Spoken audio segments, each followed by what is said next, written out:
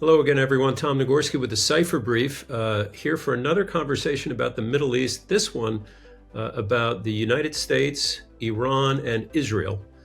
We spoke the other day here about Mr. Trump's statements about Gaza that had caused a furor around the Middle East, his plans for a U.S. ownership of Gaza, and for the displacement of nearly 2 million people who live in the war-ravaged Gaza Strip. Less attention was paid to some of the comments that President Trump made about Iran at that meeting with Prime Minister Netanyahu. And we're joined again by Ambassador Gary Grappo to talk about this issue. Ambassador Grappo, you and I spoke the other day about the Gaza situation, about Mr. Trump's statements. You were very critical, as were a lot of other people with Middle East expertise about them. But I gather you felt that there was something quite different in terms of substance, approach, the sober nature of what he said. What was it that struck you about Mr. Trump's comments about Iran during that same meeting on Tuesday? Yes, thank you for inviting me, Tom, and it's good to join you and to speak again in the Cipher Brief. Yes, as opposed to our discussion on the Gaza issue, in which Mr. Trump's remarks about his plans for Gaza seemed unreal and fantastical. His remarks on Iran, I think, were extraordinarily poignant and rational and worth strong consideration. And the first indication I have heard that this administration is not yet ready to commit itself to any military action against Iran, which contrasts with the reported purpose of Bibi Netanyahu's trip to Washington. It was not only to discuss Gaza and the ceasefire, but also to sound out the president and maybe even get the green light to launch a preemptive strike against Iran's nuclear facilities. And Donald Trump seemed to be pretty clear. He's not ready for that. Yeah.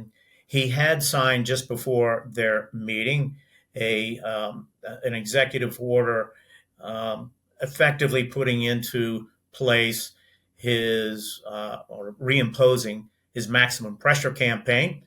And I think that was certainly good news to Mr. Netanyahu. That was not unexpected.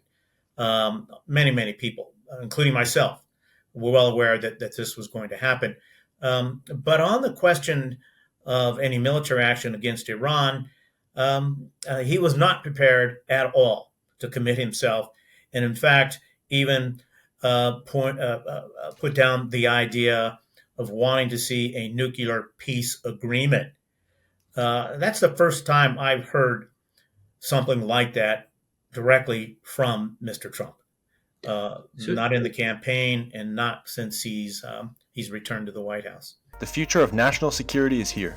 Introducing the Cipher Brief's NatSec Edge Conference, June 5th through 6th, 2025 in Austin, Texas. Join leaders from intelligence, defense, private industry, and investment as they explore the innovations shaping tomorrow's world. Gain critical insights, connect with top minds, and shape the future of security in an interconnected world. Don't just witness the future, be a part of it. Secure your spot now at natsekedge.com.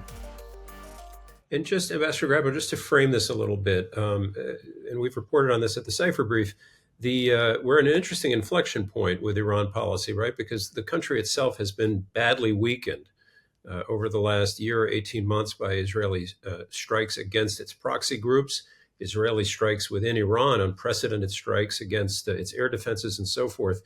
And is it fair to say that as the Trump administration returns to office, this second administration, that there's sort of a fork in the road here, right? Of do you because the country Iran is so weakened, it's a moment to go after its burgeoning, growing nuclear program, go after it militarily, get rid of this problem once and for all, which perhaps is the Israeli approach, or the other direction, which is a weakened Iran offers a better chance of getting a good nuclear deal. Is it your take right now that for the moment anyway, the Trump administration may have signaled that latter approach is what it wants? That seems to be what the president prefers at the moment, and perhaps with good reason. I mean, even a military strike against the Iran's nuclear infrastructure can't guarantee that either we or the Israelis or both of us acting jointly could eliminate everything. And certainly, you're not going to eliminate the knowledge that the Iranians have. And so that may be why the president is preferring that second option, and it's a prudent one because we have heard comments coming from Iran, and specifically the new president, Pezeshkian, that this is what he prefers.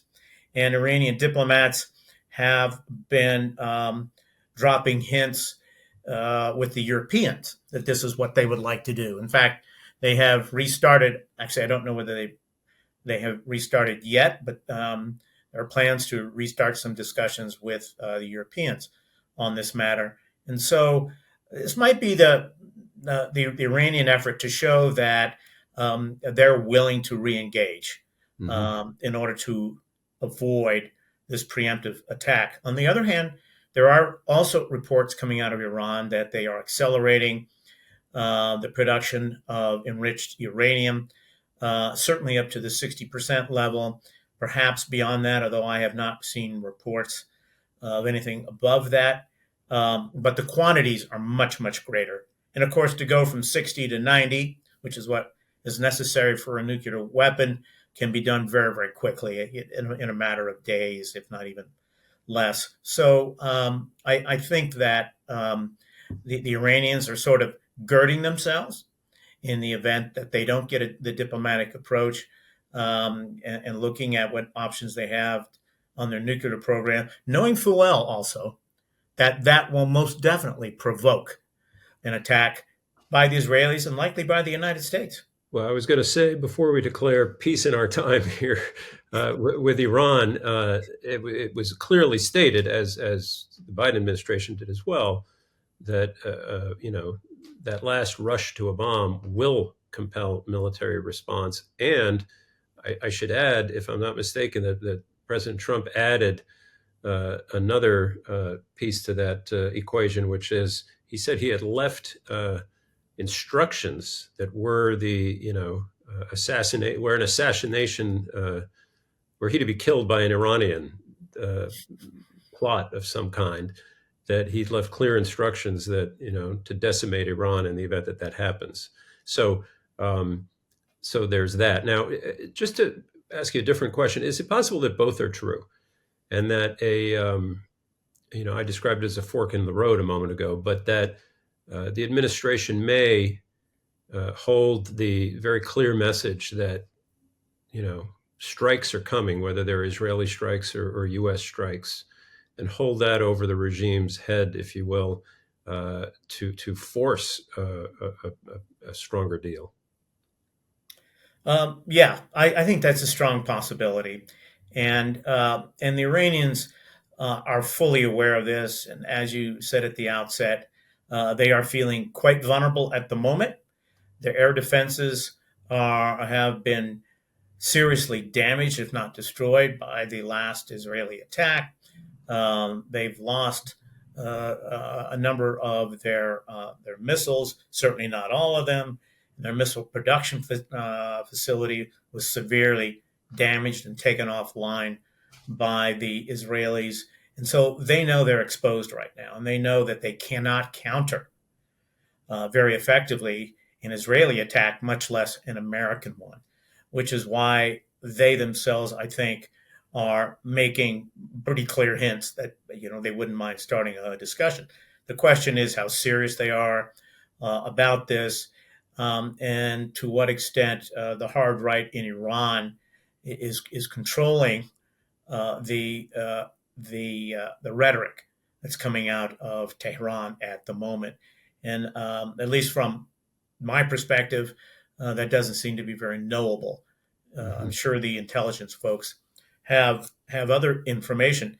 So I think all three parties are looking at both approaches. Maybe the Israelis less the diplomatic option, but certainly the Americans and the Iranians have it under serious consideration. It seems like the president is leaning toward the diplomatic option initially, but again, as you say, making it clear, as he did yesterday, very firm that the Iranians will not have a nuclear weapon. I don't think he could have been any more clear. And so that's a clear message to the Iranians too, that yeah, you need to invest more in this diplomatic option, and we'll see what initiative the president is willing to undertake on that track.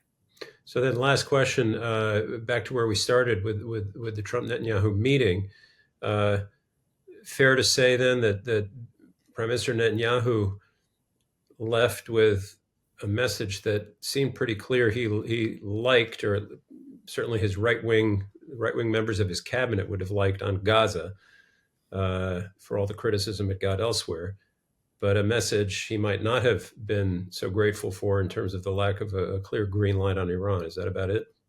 Yeah, I think that's a fair statement. I don't know what Israeli expectations really were on the Iranian account. It may have been Netanyahu basically showing his cards fully to the president, and the president just making it clear we're not ready to go that far yet. But clearly, the United States is in Israel's camp on this, and we are not going to allow the Iranians to threaten Israel, and we will take action if we see Israel come under this nuclear threat. All right.